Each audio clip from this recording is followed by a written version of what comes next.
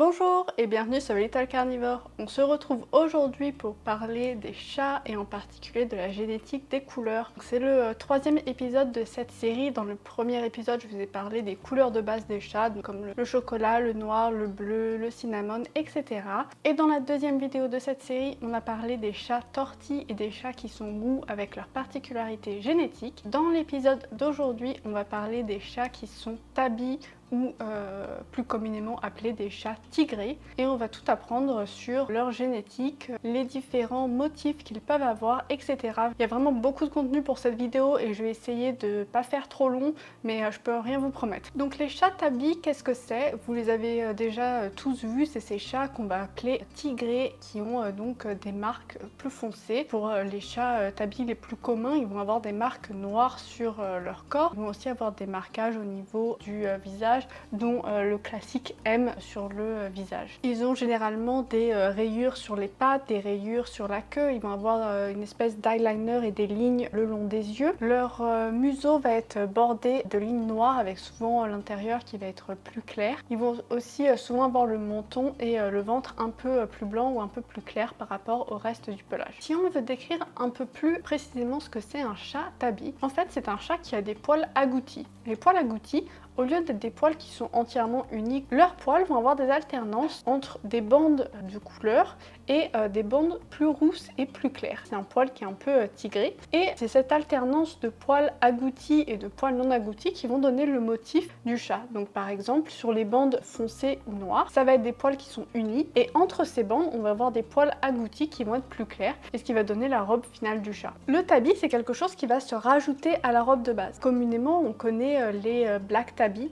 aussi appelés brown tabby, qui sont en fait des chats noirs qui ont aussi le gène agouti. Mais ça fonctionne très bien avec toutes les autres couleurs de base. Donc on va avoir des chats qui sont bleus tabby, on va avoir des chats qui sont chocolate tabby, cinnamon tabby, lilac tabby et fawn tabby. Vous remarquerez que à cause des poils agoutis, les chats qui sont tabis par rapport à leur couleur de base vont être plus clairs. C'est pour ça qu'en fait les black tabby, souvent on va les appeler des brown tabby parce qu'au final ils ont l'air un peu marron. Par exemple, un cinnamon tabby comparé à un cinnamon va être nettement plus clair, et ça va souvent aussi être des couleurs qui vont être plus chaudes puisque dans les bandes agouties, il y a une partie du poil qui est un peu rousse et qui donc va donner une impression de chaleur. Ensuite, on va parler de motif tabby. En fonction de comment sont répartis les poils agoutis et les poils non agoutis, il va y avoir des motifs qui vont pouvoir apparaître sur le chat. Le motif dit sauvage, c'est-à-dire le motif qu'on va retrouver chez le chat sauvage, ça va être le mackerel tabby, ou c'est celui qui est communément appelé le tigré,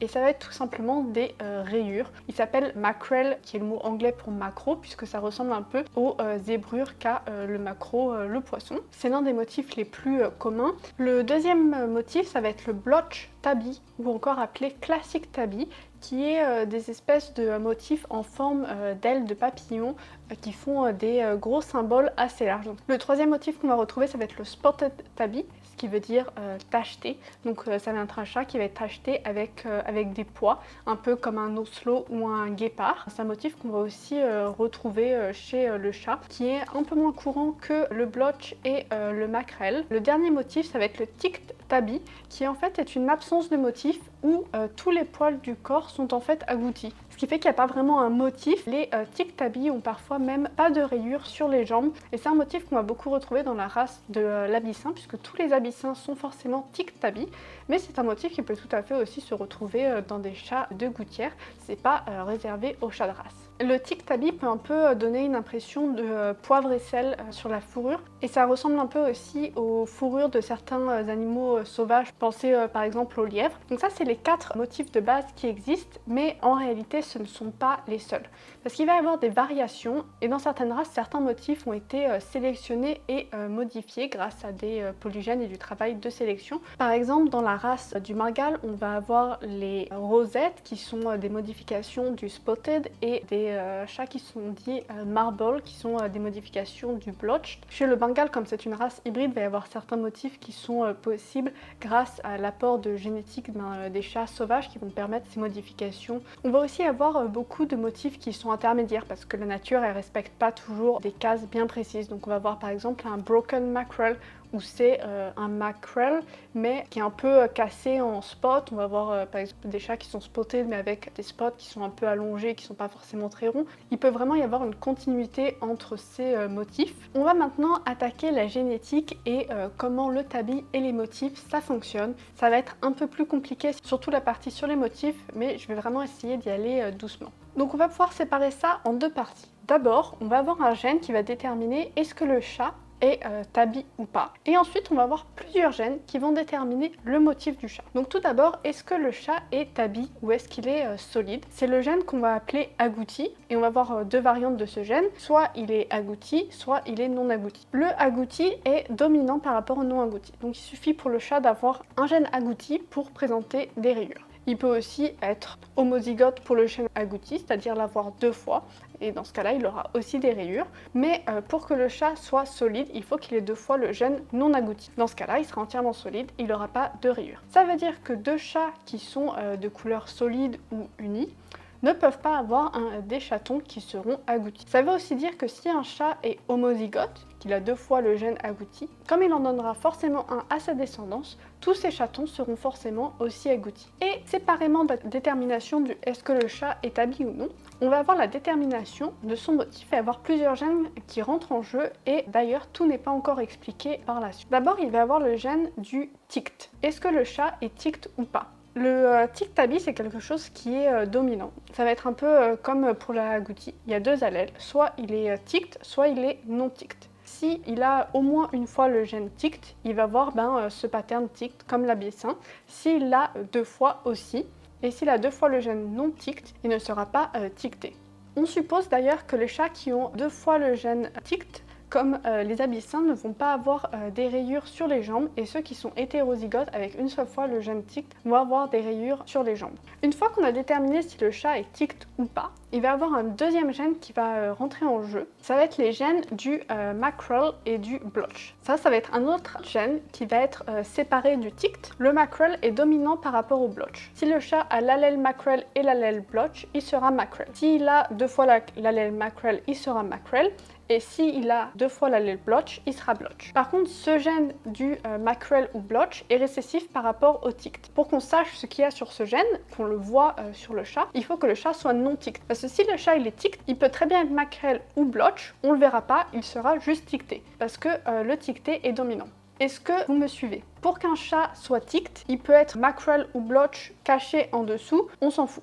Pour qu'il soit mackerel, il faut qu'il soit non tict, et pour qu'il soit blotch, il faut aussi qu'il soit non tict. Et ensuite, on va avoir un troisième gène qui est supposé, ça n'a pas encore été prouvé scientifiquement, c'est le spotted. Ça serait un gène qui est dominant et qui viendrait modifier le mackerel, donc il faudrait que le chat soit non tict et mackerel, et qui le modifierait en des taches, donc en spotted. Et on suppose qu'il est dominant, mais ça, c'est pas entièrement sûr. J'espère que vous aurez réussi à suivre cette partie, mais on va avoir encore quelques petites subtilités avec entre autres le roux. Ce qu'il faut aussi comprendre, c'est que comme la détermination génétique du est-ce que le chat est agouti, tabi ou non, et la détermination du motif est séparée, ça veut dire que tous les chats, dans leur génétique, dans leur gène, ils ont un motif. Peu importe qu'il soit tabi ou non. C'est pour ça que chez certaines couleurs, on va avoir des motifs dits fantômes, parce qu'on a un chat qui n'est pas agouti ou tabi, mais sur lequel le motif va quand même apparaître. Ça va souvent être visible chez les chatons et les chats qui sont smoke. On parlera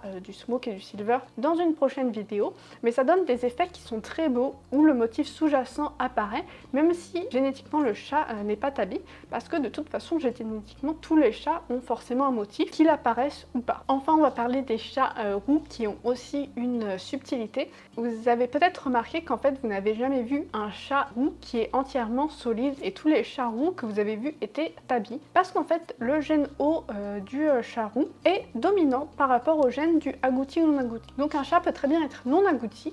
Le gène orange, il efface ce résultat. Si le chat a le gène roux, ça efface s'il est tabi ou non tabi. Dans tous les cas, il aura une apparence tabi et on verra son motif. Génétiquement, il sera peut-être non tabi, mais il apparaîtra tabby. Et avec un peu d'entraînement, on peut essayer de déterminer à l'apparence si le chat génétiquement est tabby ou non tabby. Les roux qui sont tabby vont avoir une apparence avec des marques qui sont un peu plus contrastées et avec plus de blanc au niveau du menton, à l'intérieur des oreilles et entre les rayures. Alors que les chats qui sont roux et génétiquement solides, unis, bref, non tabby, eux vont avoir un roux qui est plus uniforme et entre autres avec pas de bordure blanche à l'intérieur des oreilles, pas de blanc non plus sur le menton. Après ça c'est des astuces, mais ça fonctionne pas dans 100% des cas. Comme d'habitude la nature elle fait un peu ce qu'elle veut. En fait le seul moyen d'être sûr si un chat roux est tabby ou pas, c'est de faire un test génétique. Et c'est d'ailleurs pour ça sur les chats tortilles que parfois ils vont avoir une partie qui est tabby et une partie qui est non tabby, parce que en fait la partie rousse aura toujours l'air tabby, peu importe que le chat soit génétiquement non tabby. Sur cette partie rousse, ça annule le